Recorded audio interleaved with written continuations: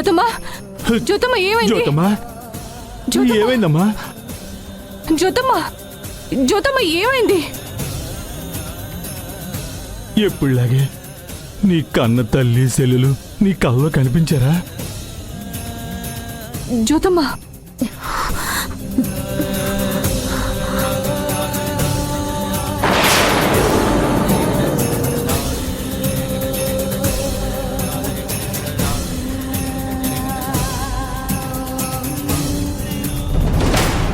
ఇప్పుడు ఏమైందనమ్మా ఆ ఫోటో చూస్తున్నావు?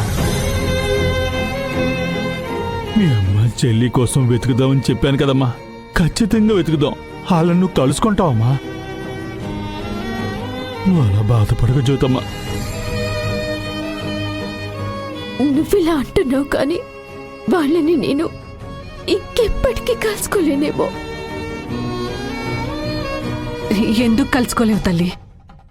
కాకపోతే 2 రోజులు అటో ఇటో అంతే. ఆడపిల్ల పెళ్లి కాకముందు కట్టుబాట్లతో పెరుగుతుంది, పెళ్ళయ్యాక కట్టడిలో ఉంటుంది. సొంతగా నిర్ణయాలు తీసుకునే స్వేచ్ఛ చాలా తక్కువగా ఉంటుందమ్మా. నిజమే కానీ నువ్వు మీ వాళ్ళు ఎక్కడున్నారో తెలుసుకోవడానికి ఏంటమ్మా సంబంధం? ఉంది రంగా, నేను పెళ్లి చేసుకుంటే నా కుటుంబం మారిపోతుంది. నా వాళ్ళెవరూ తెలుసుకునే లోపే నాకు తెలియని వాళ్ళందరూ నా వాళ్ళవుతారు.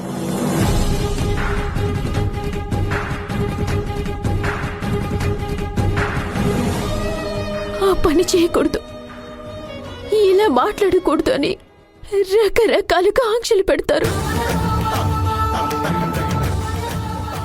కాళ్ళు కదపాలంటే కట్టుకున్న వాడి పర్మిషన్ కావాలి. నోరు మెదపాలంటే అత్తగారి అనుమతి కోసం చూడాలి. చివరికి మిమ్మల్ని కలవాలన్నా అందుకు వాళ్ళు ఒప్పుకోవాలి. ఇంకా ఎప్పుడు నిన్న వాళ్ళని కలుసుకుంటాను. నువ్వు చెప్పింది నిజమే జ్యోతమ్మా. మరి ఇప్పుడు ఏం చేద్దామంటావు? పెళ్ళేమో వాయిదా వేయలేం, అలా అని నువ్వు చెప్పినట్టు పెళ్ళయ్యాక మీ వాళ్ళని వెతకలేం. పెద్ద చిక్కి వచ్చి పడింది. ఇది చిక్కు కాదు రంగా, నాకొచ్చిన కష్టం. నేను చిక్కుముడి విప్పలేని కష్టం. నాకు 3 ముళ్ళు పడితే ఇప్పటికే నా వాళ్ళెవరూ తెలుసుకోలేని కష్టం. నాకంటూ నా కన్న వాళ్ళు వేరే ఉన్నారని తెలియకపోయినా బాగుండేది అనిపిస్తుంది. వాళ్ళని కలవలేక, కలవకుండా ఉండలేక జీవితాంతం కొమిలిపోవాలేమో.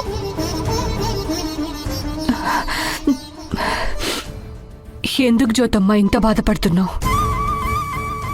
నీకు పెళ్లి చేయడం మా బాధ్యత, నీ వాళ్ళని తెలుసుకోవడం నీ బాధ్యత. ఏంటి రమణి నువ్వు చెప్పేది? అది కూడా అర్థం కాలేదయ్యా. జ్యోతమ్మకు పెళ్ళయ్యేలోపే తన వాళ్ళని వెతకమంటున్నాను.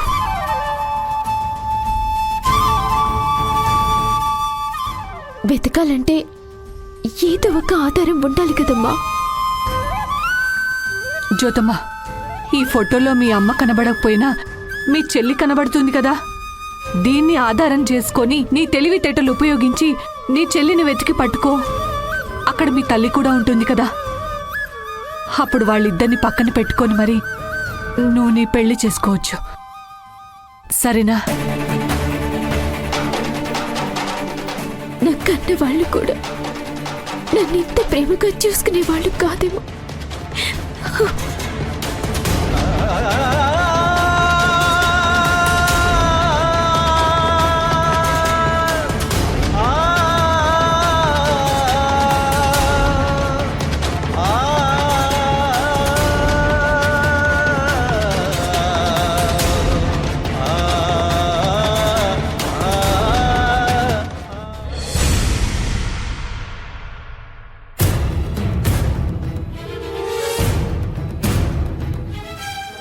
సర్వేష్, నీతో ఒక విషయం మాట్లాడాలి.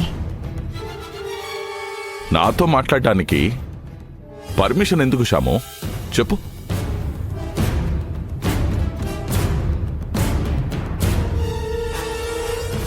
రోజు రోజుకి శ్రావ్య బిహేవియర్ చూస్తుంటే భయమేస్తుంది సర్వేష్. రేపెప్పుడైనా తన కన్నవాళ్ళు దీన్ని వెతుక్కుంటూ వచ్చి ఇలా పెంచారేంటండి అని మనల్ని ప్రశ్నిస్తే మన దగ్గర సమాధానం లేదు. శ్యాము, నీకు చాలాసార్లు చెప్పాను, శ్రావ్య మన కన్నబిడ్డ కాదన్న నిజం నువ్వు పూర్తిగా నీ మనసులోంచి చెరిపేసేయ్. తన కోసం ఎవ్వరూ రారు. శ్రావ్య మన బిడ్డే. నిజానికి ఆశకి చాలా తేడా ఉంది సర్వేష్. ఖచ్చితంగా జరిగేది నిజం. ఇలా జరిగితే బావుండు అనుకోవడం ఆశ. సరే శ్యాము, ఆ టాపిక్ వదిలేసేయ్. నువ్వు శ్రావ్య గురించి భయపడ్డం మానేసేయ్. పెళ్ళయ్యాక తన యాటిట్యూడ్లో తప్పకుండా చేంజ్ వస్తుంది. ఓకేనా? ఇప్పుడు పర్ఫెక్ట్ పాయింట్కొచ్చావు. మంచి సంబంధం చూసి శ్రావ్యకు పెళ్లి చేసేద్దాం. సడన్ గా ఈ డెసిషన్ ఏంటి? సడన్ గా ఏముంది సర్వేష్, తన డిగ్రీ కంప్లీట్ కాగానే చేద్దామని అనుకున్నాం కదా. Good morning daddy. Hi mummy. Hi. Good morning daddy. Good morning baby. నీకు నిండు నూరేళ్ల ఆయుష్ అమ్మా. నీ గురించే మేము మాట్లాడుకుంటున్నాం, నువ్వు వచ్చేసావు. ఏం మాట్లాడుకుంటున్నారు?